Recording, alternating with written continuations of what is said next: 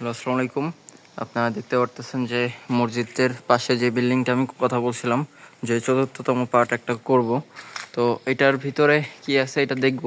তার আগে আশেপাশে যেই দেয়াল দিয়ে বাউন্ডারি করে ঘেরা ছিল, এটা দেখতেছি যে ভেঙে নিচে পড়ে গেছিলো। এখান থেকে একটা দুইটা ইট উঠায় হয়তো বা কেউ রাখছে।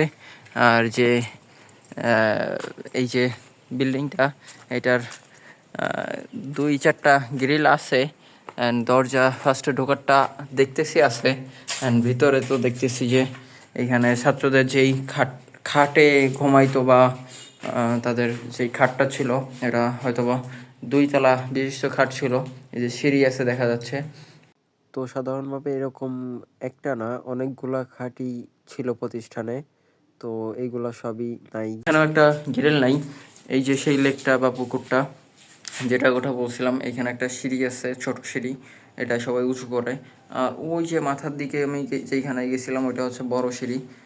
ওইখানে হচ্ছে সবাই দুপুরে গোসল করতো, আর সিঁড়িতে রোদে বসতো। আর এই যে রুমটা, এটার যে করুণ অবস্থা, এই যে গ্রিল নাই।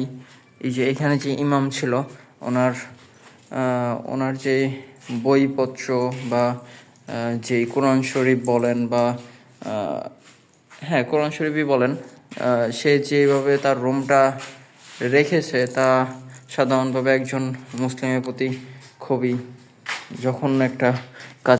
সেই রুমটায় দেখলাম যে এরকম অসংখ্য বইয়ের স্তূপ আছে, কিন্তু তার রুমের নিচে যে অবস্থা আপনারা দেখতেই পারতেছেন। তার হয়তো এক জোড়া জুতা রেখে গেছে এইখানে, ছিঁড়া তাও। আর 2024 সালের একটা ক্যালেন্ডার আছে। আর এইখানে জানলা একটা নাই, জাস্ট পর্দা দিয়ে একটু করা। এই একটা জানলা আছে, এইখানে পর্দা টর্দা দেওয়া। আর আমি ওই যে মসজিদের ভিতর যে ড্রামটা পাইছিলাম, ওইটা জাস্ট ওই কোনায় পাইছিলাম, ওই যে ওইখানে। আর এইখানে দেখছিলাম যে এই নিচেই যে বইগুলা, কোরআন শরীফ বা রেল, সব কিছুই যে দেখেন কেমন যেন ইঁদুরে খেয়ে এই যে অবস্থায় রাখছে।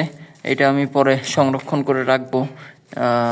আর এই যে রেলগুলা, এই যে কোরআন শরীফ মানে কুচি কুচি করে রাখা, এরকম একটা অবস্থায় সে ছেড়ে কিভাবে সে যায়, তাহলে তার ভিতরে কতটুকু ঈমান আছে এটা সাধারণভাবে আপনারা বুঝতে পারছেন।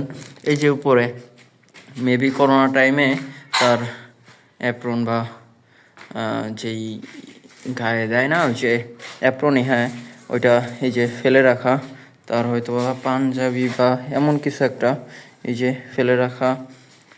তার রুমের পরিস্থিতি দেখলে আপনারাই বলবেন যে কী অবস্থায় আছে। তো আমি আর বেশি কিছু বলতে চাই না, আপনারা যা ইচ্ছা তাই বলতে পারেন। এই যে ওয়াশরুম মেবি এটার ভিতরেই একটা দরজা, এটা হয়তো ভাই পাশের এই দরজাটা, এই হচ্ছে অবস্থা। আর এই যে বিদ্যুতের তার, এই যে নিচে উপরে মানে যেভাবে ছড়িয়ে ছিটিয়ে আছে, তাতে ভয়াবহ একটা বিপদ হইতে সময় অবশ্য লাগবে না। আমি আর বেশি কথা না বলে আপনাদের কাছে আমি ভিডিওটা শেয়ার করে দিচ্ছি। এটা হচ্ছে যে অরফানেজ এতিমখানা, এইখানে কারিগরি শিক্ষা বা অন্য অন্য শিক্ষা প্রদান করা হইতো।